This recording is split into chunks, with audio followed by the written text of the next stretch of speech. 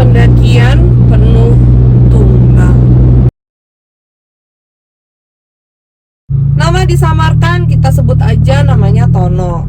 Lagi-lagi Tono ya. Ini berdasarkan pengalamannya dia pada saat dia mendaki gunung, dia hampir menjadi tumbal. Nah jadi gini, Tono ini ngekos dan dia berteman sama anak pemilik kosannya itu bernama Mamat. Nah Mamat tuh ngajak dia untuk mendaki gunung di daerah Jawa Timur, pegunungan Jawa Timur.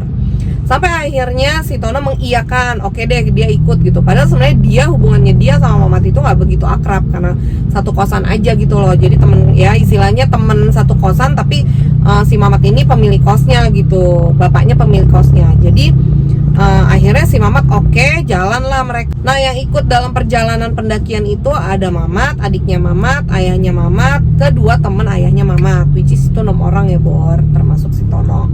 Tepat di hari H, mereka berangkat dari Jakarta ke Jawa Timur.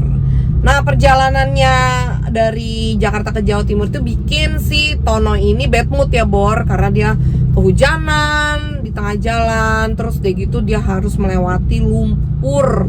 Medannya tuh lumayan berat. Dia melewati lumpur, tanah lumpur yang lumayan ngeselin ya istilahnya, ya tanah lumpur lah ya, agak berat juga gitu kan. Nah dia merasa itu udah bikin dia bad mood. Sampai akhirnya dia udah kecapean, mereka beristirahat lah di sebuah danau. Nah dia nggak tahu ini danau apa. Tiba pada saat dia istirahat, disinilah hal mengerikan terjadi Bor. Nah tiba-tiba pada saat mereka lagi istirahat, adiknya Mamat digebukin sama bapaknya Mamat, temannya Mamat, dan termasuk si Mamat. Jadi kayak mereka digebukin gitu loh. Si adiknya Mamat digebukin.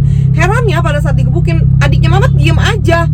Nah si Tono bingung lah, ini kenapa kok pada ngegebukin adiknya Mamat. Nah si Tono nyamperin lah mereka. Tiba-tiba pada saat disamperin, mereka tuh nengok ke arahnya si Tono, seakan-akan kayak nih korban selanjutnya. Si Tono kabur ya. Akhirnya semua barang, bahkan semua orang yang di situ ditinggalin sama si Tono. Tono kabur, bener-bener lari sekenceng-kencengnya. Nah masuklah dia ke sebuah hutan ya. Hutan itu bener-bener menurut dia tuh serem banget.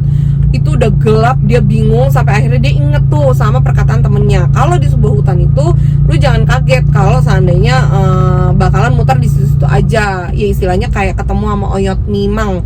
Setahu gue tuh oyot mimang itu kayak pohon gede banget, terus ada akar-akarnya, akar-akar itu menjalar sampai kalau lo kesandung ke akar itu, lo tuh bisa masuk ke alam gaib, bahkan lo nggak bisa pulang. Dan yang lebih ngerinya lagi, lo tuh bakalan muter di situ aja, jadi balik lagi.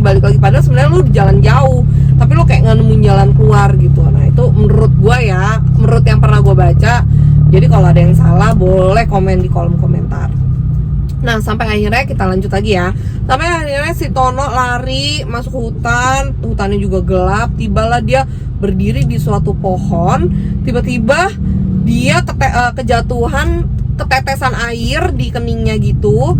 Pas dia nengok ke atas, ternyata itu ada mayat pada digantung di pohon. Wah dia kaget ya. Akhirnya dia teriak, lari sekencang-kencangnya. Dia bingung dia mau kemana. Akhirnya dia nemu gubuk di tengah hutan.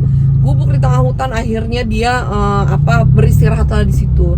Sampai akhirnya dia berdoa agar dia keluar dari hutan ini ya. Nah tiba-tiba dia ngelihat titik cahaya di ujung. Akhirnya dia bilang, wah ini mungkin jalan keluarnya, karena itu hutan gelap banget. Akhirnya dia jalan menuju cahaya itu. Akhirnya dia ketemu lah sama segerombolan orang-orang pendakian. Jadi dia melihat kayak tim evakuasi ya kalau bisa dibilang.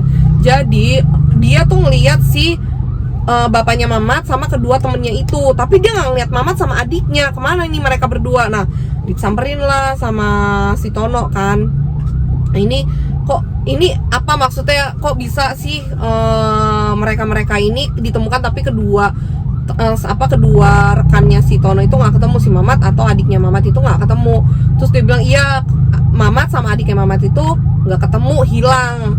Nah sampai akhirnya si Tono ngeliat ketiga orang ini nih, termasuk bapaknya Mamat ini, kayak orang linglung, kayak orang nggak jelas ngeliatin Mamat gitu. Terus kayak Mamat sebenarnya takut gitu, cuma karena di situ ada tim evakuasi banyak banget, jadi mungkin Mamat ngerasa lebih aman ya, lebih safe. Terus akhirnya si Mamat diceritain lah, kalian itu berada di danau yang bisa dibilang angker danaunya, danau keramat lah bisa dibilang. Jadi mungkin aja mereka kesambet atau gimana, tapi ternyata pada saat dicari tahu bapaknya Mamat dan teman-teman Mamat menjadikan Mamat dan adiknya Mamat itu tumbal.